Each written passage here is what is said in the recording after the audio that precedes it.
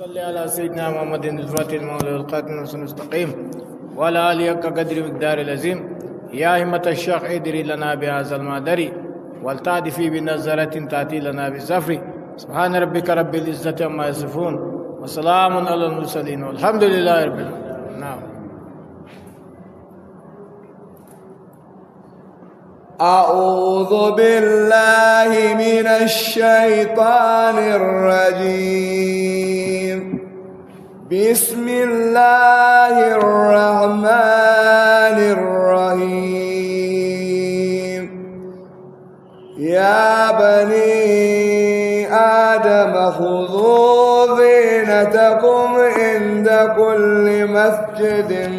وكلوا واشربوا ولا تسرفوا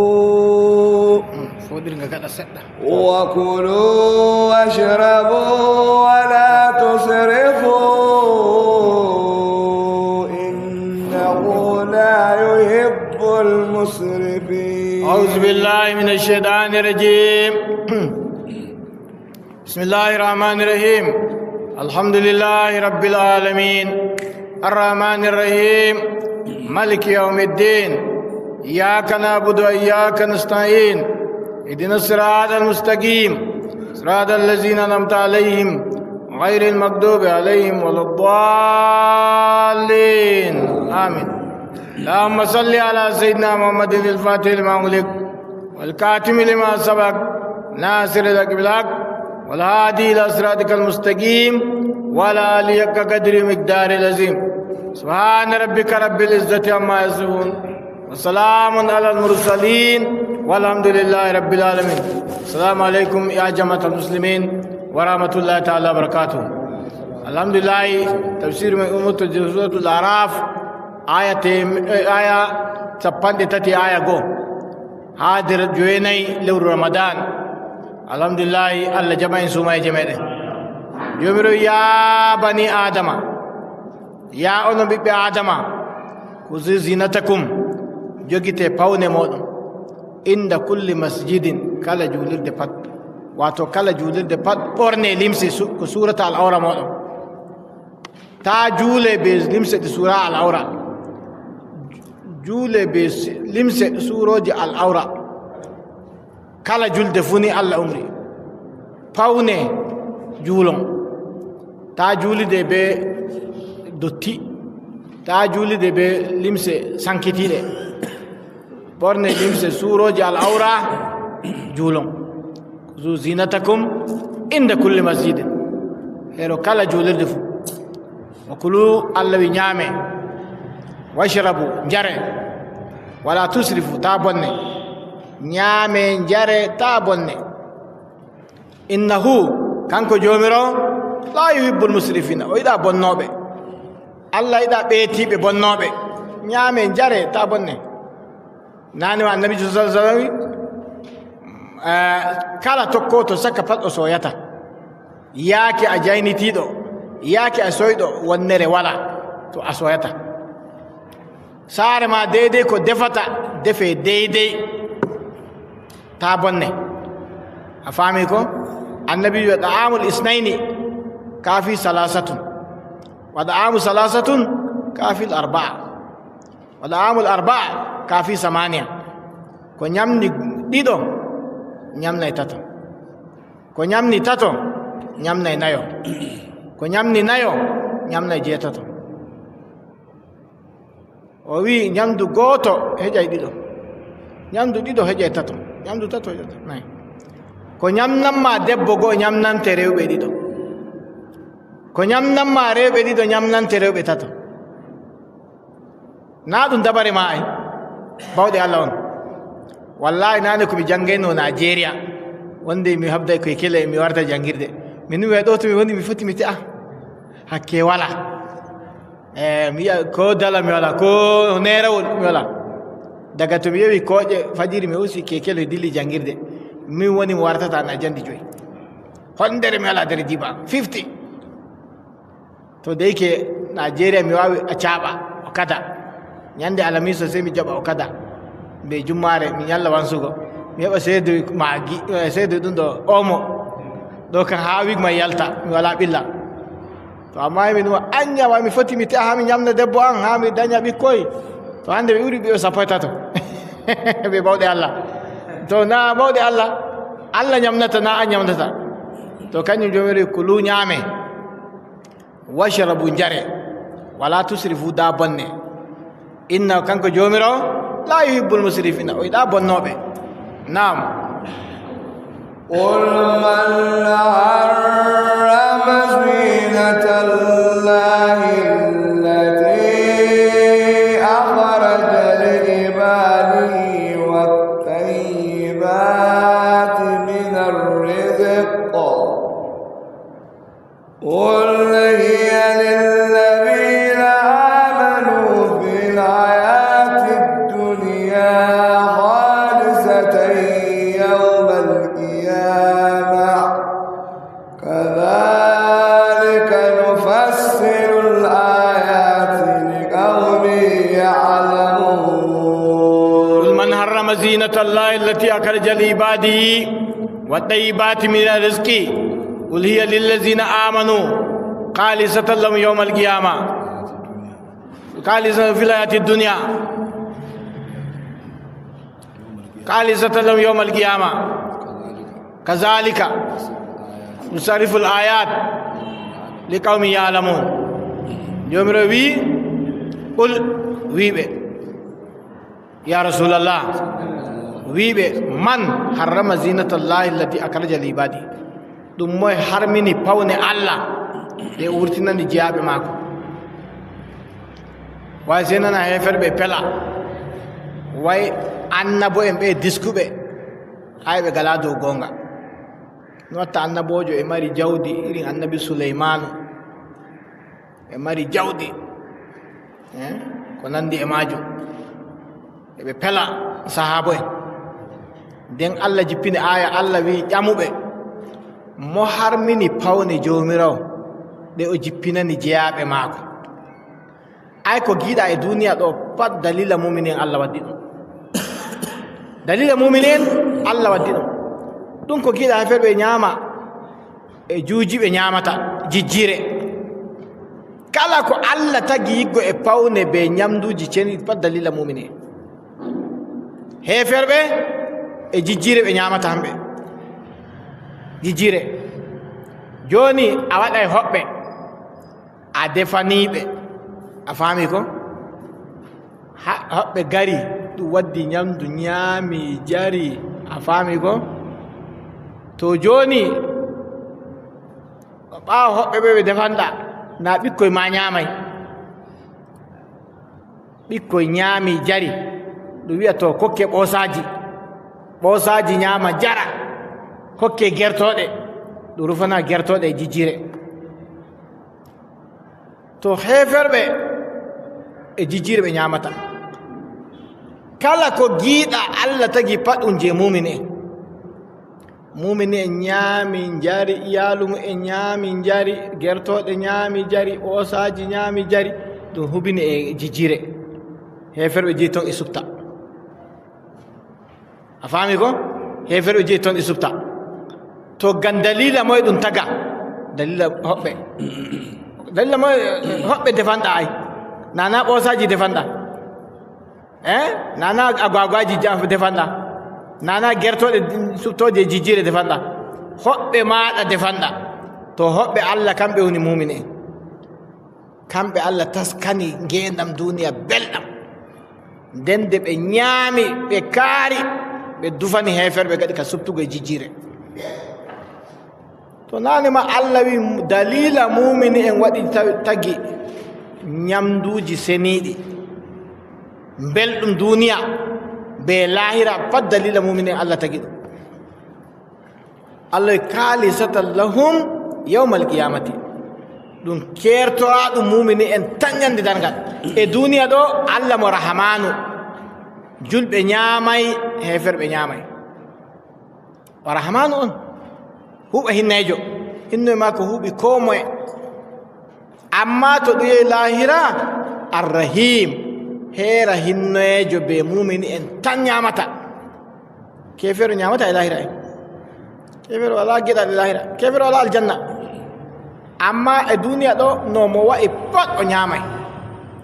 o julɗo, o keefeero, o naafikiijo, mo gabtaro, o ñaamay, o yaray, Allah e suddimo asiri. amma to ɓe jeyi lahira khalisatan lahum yawmal qiyamati, ɗum heerora mumini en tan ñande darngal. Allah wa e nder mumini en khalisatan lahum yawmal qiyama, Allah heerorake ɗum mumini en ñande darngal. Allah wi nufassilul ayati, nonnon min sendidirta ayaje dalla dalla li qawmi ya'lamun, e himɓe anduɓe. Allah wa e nder himɓe anduɓe. Naam. قل إنما حرم ربي الفواحش ما ظهر منها وما بطن والإثم والبغي بغير الحق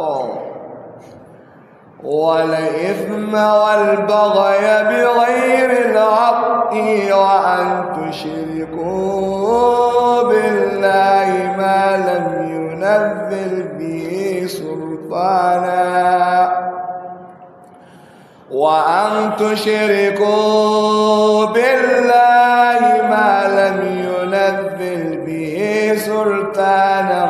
وأن تقولوا على الله ما لا تعلمون. قل حرم ربي الفواحش ما ظهر منها وما بطن والإثم والبغي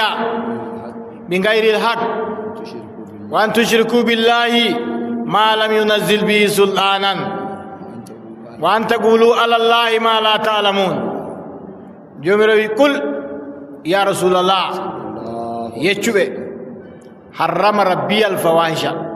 جميل حرمني الفحشاء، njeno ɗum haramu, luuɗu ɗum haramu, paɗan joni alfawahisha. Allah harminiɗi, Allah harmini njenu, Allah harmini luuɗu. ma zahara min ha, ɗum ko wangi yiggo e njenu, irin karuwa en kosata suuɗi, nayi ɗum wangi hamɓe kan, ko moye ɗum yi natti ton ni on andi ko yaari mo,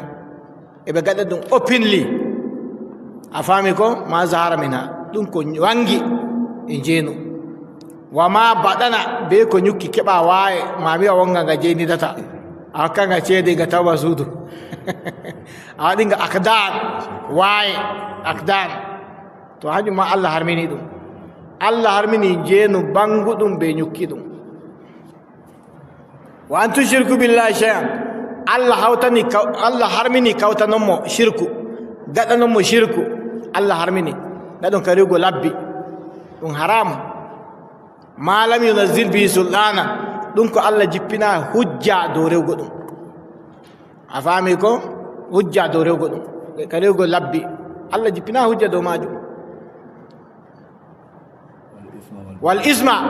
Allah harmini zunuba. wal bagya, jomirawo harmini toñande,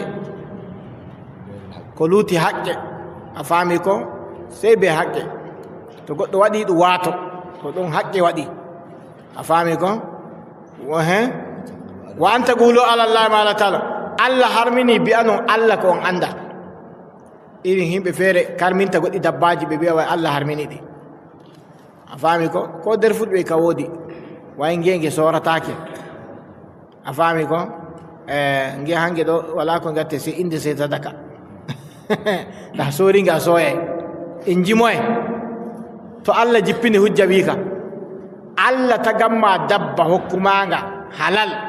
way pelanga biya hanga nga soratake, a soringa a soyay en jimoye. moye annabojo wari wi maka o pat ɗum wawi shaytan, Allah reno en. yawwa ma lam yunazzil bihi sultana, ɗum ko Allah jippina hujja dow majum. wa an taqulu ala llahi ma la ta'lamun, bi'anon Allah ko on anda, Allah harmini bi'anonmo ko on anda. Naam. ولكل أمة عجل فإذا جاء أجلهم يستأخرون ساعة ولا يستقدمون لكل أمة أجل فإذا جاء أجل لا يستأخرون ساعة ولا يستقدمون جبر لكل أمة ودني كلا أماتور قد أجل كلا أماتور قد ودي وقت دم ما يتا فإذا جاء أجلهم تو أجل ما بوري وقت ما بوري لا يستأخرون ساعة الله سبتنا تابع سكن قوتل أو قوتل ولا يستقدمون الله عندنا تابع الله تامايا دغ وقت ما وداي هم بندو بقدرت الله فات الله تابع مايا دغ وقت ما وداي تو وقت ما ودي بو الله من ينتابع سكن قوتل لا يستأخرون ساعة الله حفظنا تابع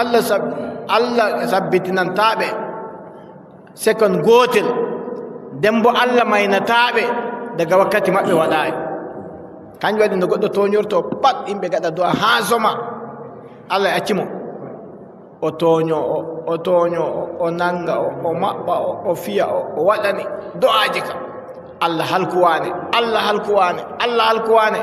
to allah halkatamo sey to balɗe mako deyi to balɗe mako deyi allah nangamo ñalande woore annabijo sallllahu alayhi wa sallam wi inna allaha la yumli lizalimi hatta iza akazahu lam yuflitu allah ɗon muñana azzalumijo sey ñande allah nangimo o tetatako allah ɗon muñana azzalumijo ñande allah nangimo o tetatako saboda haka allah renuma e toñande ta watta ka toñago yimɓe gaɗanma do'a biya way ka nangatama wallahi ka nangoyte allah ɗon muñanma na wakkati ma waɗi ñande allah tanguma tetago wala to an jomiro wi la yastaqiruna sa'atan allah sabbitinantaɓe awa gotel wala yastaqdimun allah handinantaɓe bo maynaɓe daga wakkati maɓɓe waɗayi aa kowa sey to ajal mum waɗi no gaɗirton do'a pat na wakkati mako hewti no mo toñorto gaɗirton do'aji fuu allah maynatamo sey ñande wakkati mako waɗi لا يستأخرون ساعة ولا يستقدمون نعم يا بني آدم إما يأتينكم رسل منكم يقصون عليكم آياتي فمن اتقى وأصلح فلا خوف عليهم ولا هم يحزنون يا بني آدم إما يأتينكم رسل منكم يقصون عليكم آياتي فمن اتقى وأصلح فلا خوف عليهم ولا هم يحزنون جوميرو يا بني آدم يا أنو بيبي آدم منكم كون دي نلابي غرانيهم هادر مودم يقصون عليكم آياتي بدون جنغناهم آياجي وينذرونكم بدون وغناهم لقاء يومكم هذا فتوغو إرين دي نيالاندي دي هاندي Allah wi ko moye huli Allah wa aslaha o laɓɓini kuuɗe maako Allah wa e nder maɓɓe fala kawfun alayhim Allah wi kullol wala dow maɓɓe wala hum yahzanun ɓe sunataka woto ɓe je lahira Allah wa e nder maɓɓe nam والذين كذبوا بآياتنا واستكبروا عنها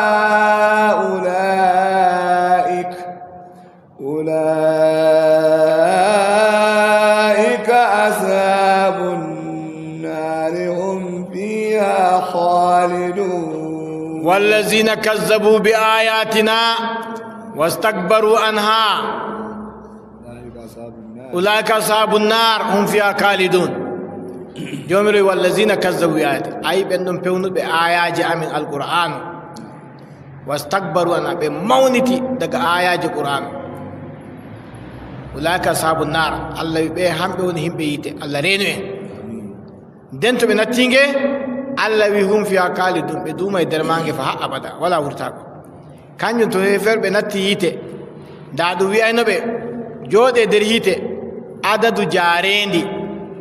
e kaaƴe e haako e leɗɗe wallahi sey ɓe seyo ngam adadu may woodi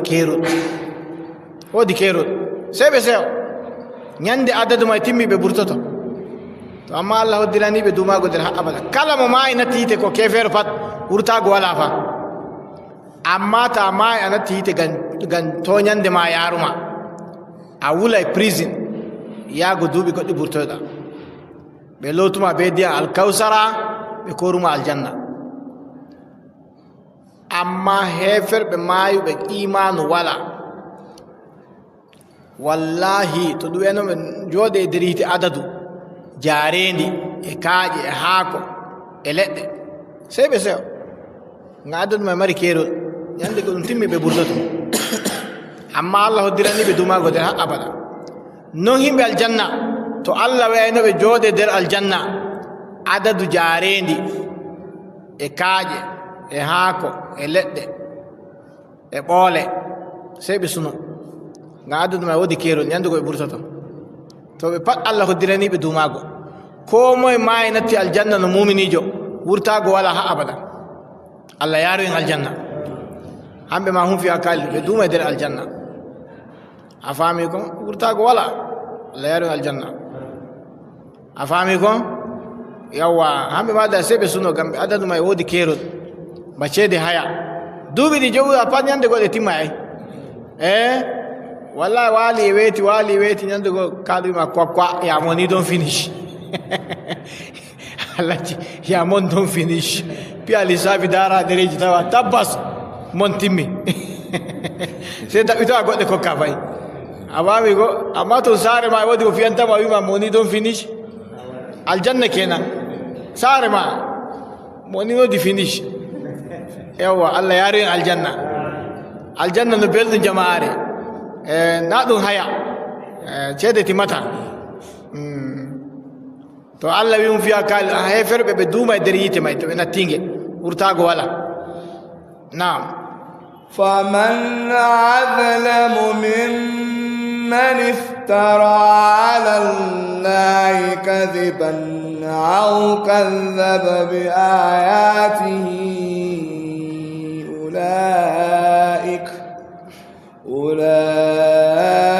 أولئك ينالهم نصيبهم من الكتاب حتى إذا جاءتهم رسلنا يتوفونهم قالوا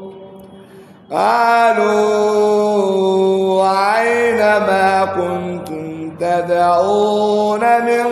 دون الله قالوا ضلوا عنا وشهدوا على أنفسهم أنهم كانوا كافرين فمن أظلم ممن افترى على الله كذبا أو كذب بآياتنا أو كذب بآياته أولئك ينالهم نصيبهم من الكتاب حتى إذا جاءتهم رسلنا يتوفونهم قالوا أين ما كنتم تدعون من دون الله قالوا ضلوا عنا وشهدوا على أنفسهم أنهم كانوا كافرين جمر فمن أظلموا مبودي تونياندي ممن افترى على الله كذبا ممتتني الله فوري وي الله حرمني هند فوري الله بو حرمناي موي الله يودي بيدو الله ولا بيدو مبودي فوري هيوتيمو أو كذب بآياتنا كو فيوني آيات أمين إنجي الله الله وي أولئك إرم بيا بيوانو بي الله ينالهم نصيبهم جد المبه هب أي بي من الكتاب يقوي دفتره hatta iza jaatum rusuluna ɓe ɗon dow yaake ɗum haa sey ko nelaaɓe amin ngari maynayɓe azra'ilu wari hoosa yonki maɓɓe to fawnon maynayɓe kaalu sey ɓe ƴama ɓe ayna ma kuntum tada'una to ko dewaynoɗon ko luuti allah to kuuje ɗe dewaynoɗon labbi ɗi dewaynoɗon ko luuti allah to ɗi kaalu ɓe mbiya dallu anna ɗi majjorake min labbi may majjorake ɓe wa shahidu ala anfusihim ɓe sheydani ko'e maɓɓe annahum kanu kafir hamɓe ɓe heeferɓe kamɓe ɓe ko'e maɓɓe sheydani ko'e maɓɓe ɓe heeferɓe allah reeno en naam قال ادخلوا في قد خلت من قبلكم من الجن والإنس في النار كلما دخلت أمة لعنت أختها حتى إذا اداركوا فيها جميعا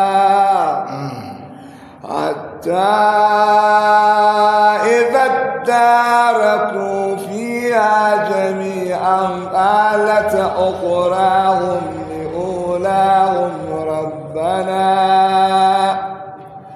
ربنا هؤلاء أضلونا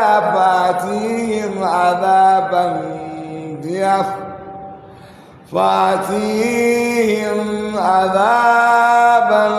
ضعفا من النار قال لكل ضعف ولكن لا تعلمون قال ادخلوا في أمم قد خلت من قبلكم من الجن والإنس إنا كلما دخلت أمة لعنت أختها حتى إذا اداركوا فيها جميعا قالت أولاهم لأخراهم ربنا هؤلاء أضلونا فآتهم عذابا ضعفا من النار قال لكل ضعف ولكن لا تعلم قال جمروبي ادخلوا نستي في در أماتوجه كلما دخلت أمة kala de wonde ummatore natti pat tokkere wonde heferɓe ɓe nattina yite laana ɗukta sey ɓe laana derɗiraɓe maɓɓe to ɓe natti ɓe tawi mawko ko nder hite sey ɓe laana ko ɓe mbiya onon gatimi e bone ɗe na onon mbinomin min dewa labbi to en hande en pat e nder yangada kala nde wonde tokkere nattinoya paragarere nde tawi arandere nde nder hite sey nde laana arandere nde laana ɗukta ɓe laana derɗiraɓe maɓɓe ɓe tawi nder hite allah rene qad kalat min qablikum min al jinni haqiqa salake yeeso moɗon ginnaji be ɓiɓɓe adama en ummatore artunode natti yite nder ginnaji be ɓiɓɓe adama sey ɓe laana ɓe dara kufiya allah wi ɓe ɗon yara tokkere nde nattina yara tokkere nde nattina yara tokkere nde nattina yara tokkere hatta iza dara kufiyaje men sey wakkati ɓe pat ɓe kawtotiri nder mangue gabaɗaya arande en ɓe ragare en may ɓe pandaɓe nder jahannama go qalat ugrahum li ulam ragare en maɓɓe ɓe nattuɓe nge may sey ɓe mbiya arande en ɓe rabbana ya jomirawo am haula adalluna ɓe giiɗaɓe min tawi daran hamɓe majjinimi allah hamɓe majjinimi fa atim difan min al azabi allah hokkuɓe cowi yangada waynanu dey way joni ɓe ragare en nde gari natti ɓe sappi allah way ɓe artuɓe hamɓe majjini ɓe hamɓe mbiɓe lawol ngol bongol to joni allah cowana ɓen ɗaɗe maɓɓe ɓe tawi yangada se allah wi likullin difun ayna hamɓe tan on palmoɗon min cowanay on yangada kam e hamɓe artuɓe ɓen e onon gaddaɓe joni on fuu moɗon difun mi cowanay on yangada cowi allah reno en cuy mbar jaari ma noytaw accu cuy yangada li kullin difun ɓe pat Allah coonay ɓe yangada amma on anda on pat mi coonay o yangada inji Allah amma on andaka la ta'lamuna on andaka Allah rene naam وقالت أولاهم لأخراهم فما كان لكم علينا من فضل فذوقوا العذاب بما كنتم تكسبون وقالت أولاهم لأخراهم فما كان لنا عليكم من فضل فذوقوا العذاب بما كنتم تكسبون جمروي قالت أولاهم لأخراهم أرند إما ببي آرتو بنتييته سيبي بي أرغارين بي غدا بي أرغارين علينا من فضل ولنا أمؤير دو أمين ولنا أمؤير دو أمين saboda haka fazugul azaba onon ma meɗe yangada bima kuntum taksibun gandum ko laati ɗon faggito on kuwa meɗe yangada ni ɓe mbiyata ɓe tawi ma mbiyata ɓe noon meɗe yangada onon ma ngam kuuɗe moɗon en patmi en kuɗi nde wooɗa ko to hannde en fu en nanay nde wooɗa ni ɓe mbiyata en pat en kuwi ko wooɗa ko en fu en nanay ko wooɗa hannde fazugul azaba meɗe yangada بما كنتم تكسبون غان كودة مودون دي كودة نعم إن الذين كذبوا بآياتنا واستكبروا أنها لا تفتح لهم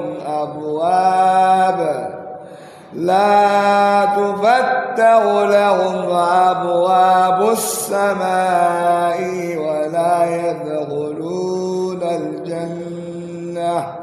ولا يدخلون الجنة حتى يلج الجمل في سم الخياط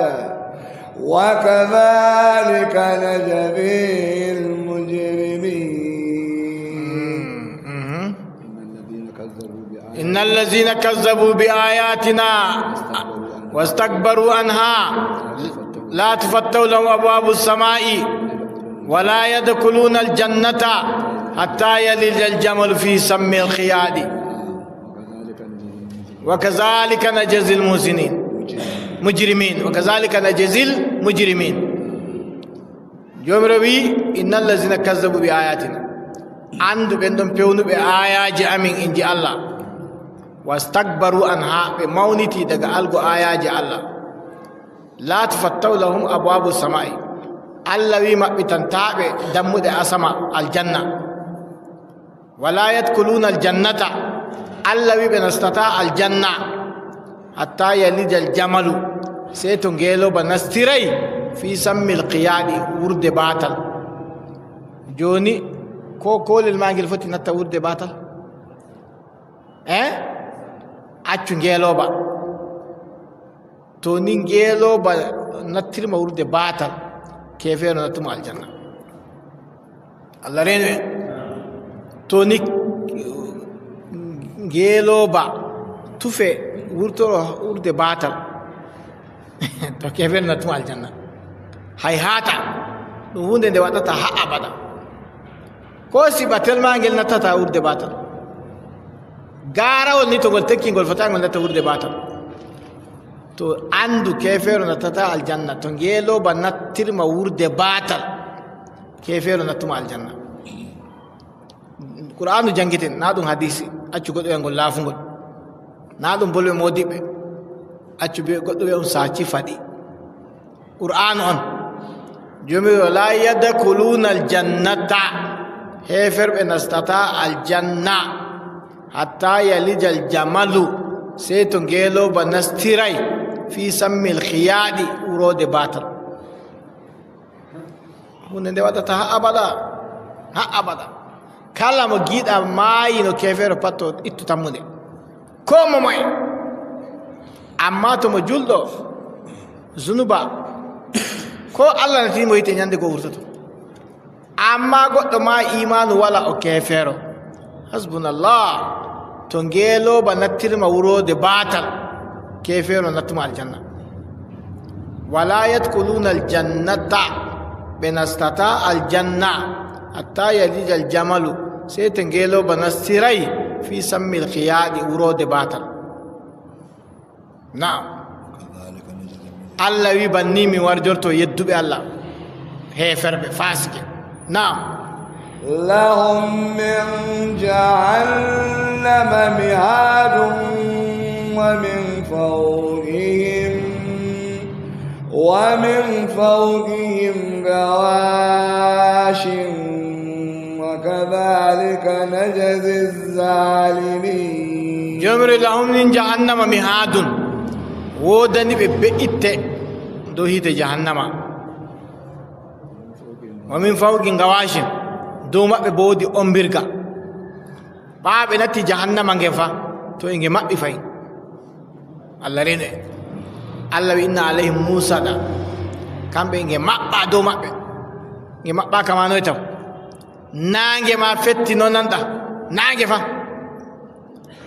suudu wala no nanta to ɓaaɓe natti jahannama allah no maɓɓay nge fayi buttulli may ɗi paɗɗi ɗi maɓɓi fuuna e maɓɓi hirna e maɓɓi woyla e maɓɓi fombina e maɓɓi dow e maɓɓi nden woodani ɓe mihaadun be'ite yite may fay les ma be'ite yite mihaadun be'ite yite inna lillahi wa inna ilayhi rajiun allah reno en jahannama wooɗa fa be'ite yite wol yite rafta yite zing yite min jahannama mihaadun wodani ɓe be'ite daga yite jahannama omin fawi ngawashi e nge maɓɓi dow maɓɓe fayi e nge ombi wa kazalika najzil mujrimina zalimin allah wi non noon mi warjorto azzalume en tooñiɓe ni min warjortoɓe naam والذين آمنوا وعملوا الصالحات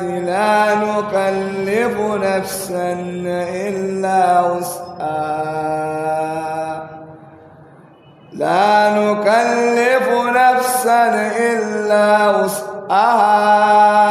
أولئك أصحاب الجنة هم فيها خالدون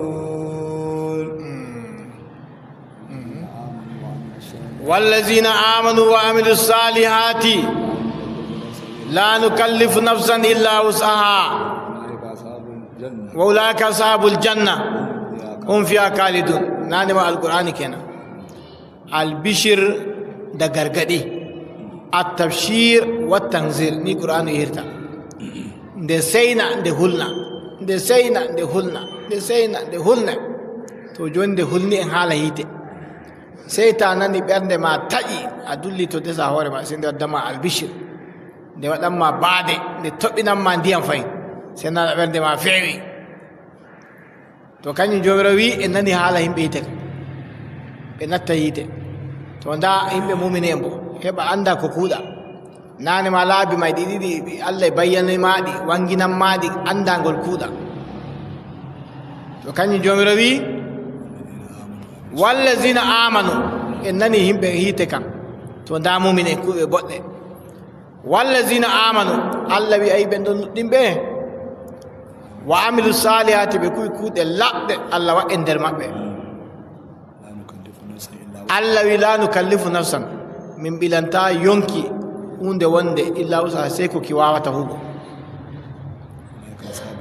allah wi irin ɓe hamɓe woni ashabul jannati yimɓe aljanna allah waɗe nder yimɓe aljanna naam ɓe duuma aljanna bo wurtago wala to yimɓe natti aljanna wurtago wala manino biɗen to ɓennoɓe aɓe jooɗo adadu kaaƴe ɓe jarendi ɓe haakoji ɓe sonoto amma hamɓe ma to natti aljanna wurtago wala manno heferɓe to natti wurtago wala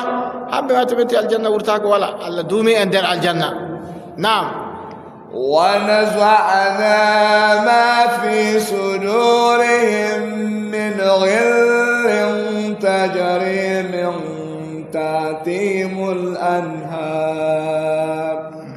وقالوا الحمد لله الذي هدانا لهذا وما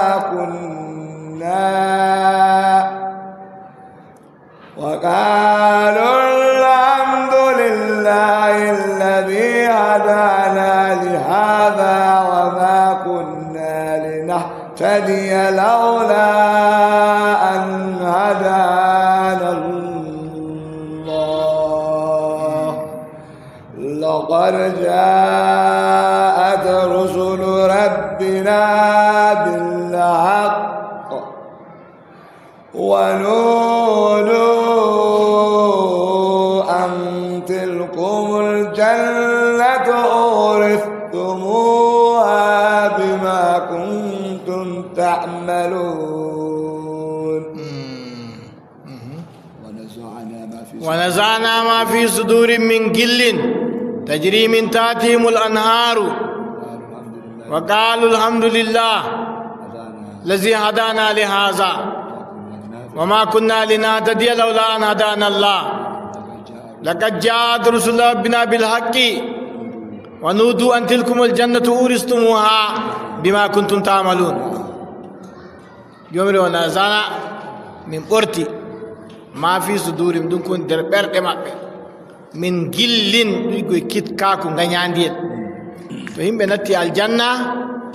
إجارة ديان الكوثر تايري ديان الكوثر كلا من ناينو دعواني الدنيا بات وادي فلوشن إتي غانغوين مجيد أبات أسيانيمو عندي دو الدنيا غابوادي ما يقول تكو كونا نونو نايجي تتاكا توتا نتي الجنة سي الله كون ديا الكوثر جارو سيدو دا فلوشن برد موتو warta wala mo girata ganyandi ay jiti kala ko goddo wadanno wa e duniya do pat ay jiti do mo gida pat asani mo ay jiti ko mo wadanno ma e duniya amma do to goddo ani ma hunde nonde nebiri pat ta numti sena kanawi ma kon fewre to amma ta natti aljanna sai Allah diya wakkan diya alkausara jaro wada on flushing berde modo warta on ganyata himbe der aljanna wala mananta awani أفهمكم؟ جمر تجري من تحت الأنهار شوفي دون دقة لس ماجي فهمكم؟ شوف الجنة شوف الديام شوف البل شوف الجمري شوف الديام دون دقة لس الجنة جرنا أنكاري ونزعنا ما في صدور من غل Allah wi min orta ɗum ko woni nder ɓaayo ɓerɗe maɓɓe yiggo e kitkako anhar coofi ɗon dogga les maale aljanna wa qalu ɓe mbi alhamdulillah yettore tabbitani jomiro allazi hadana li hasa kanditirɗo min be laawol ngol wa ma kunna linatadi min laataki min ɗon kandito lawla an hadana allah sindagan allah handitimi rusul rabbina bil haqqi haqiqa nelaɓe jomiro garani min be gonga wa nudu allah wi seɓe ewne yimɓe aljanna go seɓe ewne an tilkum aljannatu daga kay aljanna uristumuha on dontinamaka bima kuntum ta'malun gam kuuɗe de kuwaynoɗo hanjum waɗi allah rontini o aljanna kuuɗe mon dontini o aljanna naam ونادى أصحاب الجنة أصحاب النار أن قد وجدنا ما وعدنا ربنا حقا أن قد وجدنا ما وعدنا ربنا حقا فهل وجدتم ما وعد ربكم حقا قالوا نعم فعلن معلن بينهم اللعنة الله على الظالمين فنادى أصحاب الجنة أصحاب النار أن قد وجدنا ما وعدنا ربنا حقا فهل وجدتم ما وعد ربكم حقا قالوا نعم فأذن مؤذن بينهم اللعنة الله على الظالمين جمروي ونادى أصحاب الجنة أصحاب النار يمبي الجنة سيبي أونا يمبي يتي أفهمكم يمبي الجنة أونا يمبي يتي يبي أنقد وجدنا ما وعدنا ربنا حقا من نوك الله ودني من الكولا الله ويتو من دويمو من كبي الجنة من كبي الجنة غونغا فهل يليكا وجدتم ما وعد ربكم حقا ono mako Allah wi to en geddima on keba hiite on gonga on tawi hiite ngen qalu na'am wallahi dum gonga mino ma min tawi kaka on gonga Allah rene der aljanna wodi ba telephone wodi to yimbe aljanna memata ewna himbe hiite be noto be bolwida yimbe hiite ma ewna yimbe aljanna hambe ma be torobe diyam ko nyamdu بي ان الله حرمهما على الكافرين الله حرمني يمدو الجنه دو هيفر ودا كان كبتا باي باي اون كبتا تو اهم بالجنه ارتت بينا هم هيتي التليفون تو بجامع به الله ويتو من دوي من كبا الجنه من تبي اونغا من كبي انا ما الله ويتو ان جديمو ان كبا هيتي اون تبي هيتي اونغا قالوا نعم بيا غونغا من ما من درمانجي جوني e min jarabone be jarabone Allah rene fa azana muazzinun bainahum se Allah wadi setino goddo setina kunde mabbe hakkunde aljanna be yite wodi ewnowo se mo ewna wi Allah anatullahi ala zalimina Allah nali toñotobe azzalimin ni naam الذين يصدون عن سبيل الله ويبغونها عوجا وهم بالآخرة كافرون الذين يصدون عن سبيل الله ويبغونها عوجا وهم بالآخرة هم كافرون الذين يصدون عن سبيل الله بأنهم فدتوبه daga algulawol Allah way tangol dilla senta e be faddongol gol dodo ni gol wuro ni wayam guna iwajan be dabita lawol Allah hota loro e dodi e wuri hambe boy be kefnani lahira naam وبينهما حجاب وعلى الأعراف رجال يعرفون كلا بسيماهم ونادوا أصحاب الجنة أن سلام عليكم لم يدخلوها وهم يطمعون وبينهما حجاب وعلى الأعراف رجال يعرفون كلا بسيماهم ونادوا أصحاب الجنة أن سلام عليكم لم يدخلوها وهم يطمعون جمروي وهم يطمعون جمرو وبينهما حجاب حق الجنة بيته ودي ويرند